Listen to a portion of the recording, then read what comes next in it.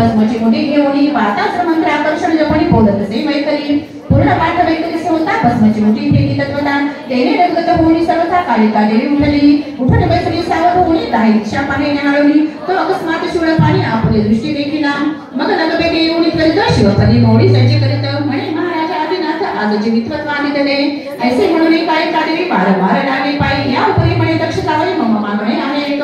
देशील तरी कृपा करुणा करी तुझं देईन नागरत्न देवी म्हणे उमारवण अर्थ कोणता बोलवा शिव म्हणे बहु दिवस मम घरी गेल्याची दिस आता एवढे मच्छिंद्रास जग उपकारी बसावे याची मागणे माझ्या आहे किंवा कृपा करून मज द्यावे हे वचन ऐकून महामाये गदगदा हसिंडली म्हणे महाराजा पायापाशी मी म्हणते तुमची दासी इतके गुह्य धोरणे मानसी दान मागत आहे काय जिकडे धाडावे तिकडे जाईना तुमची आज्ञा मज प्रमाण इतके गुह्य धोरण दान म्हणणे अनुचित हे तरी आता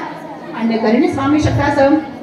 मग बोलावणी मच्छिंद्रास जननी हृदय कवळीना म्हणे माने ऐकवचन सागरी विद्या कविरत्न जेथे येईल माझे नाम तिथे सांगितले असेल कवळ आरोग्य सुखसे निप्रवर्तवणे उच्चारस ऐसे करत देवने भाषा समाधानी मिळवले मच्छिंद्राने विमानात देवी ठेवून तीन रात्र मग स्नेह संपन्न बोल बोलत मच्छिंद्रात आडविले मग मच्छिंद्राने विमानात देवी बोलवली स्वस्थान येत शिवकामले कैलासात मच्छिंद्रात भेटली यातरी तेथून मच्छिंद्रात उत्तरपथे गमन करीत तो समुद्र तीरी नरेश्वर देवता दारिती पातला स्वस्ति सेवक तथा समस्त पुरुष कवे विनागर सदा कृष्ण शुद्धाय गोरा श्री कृष्ण अर्पण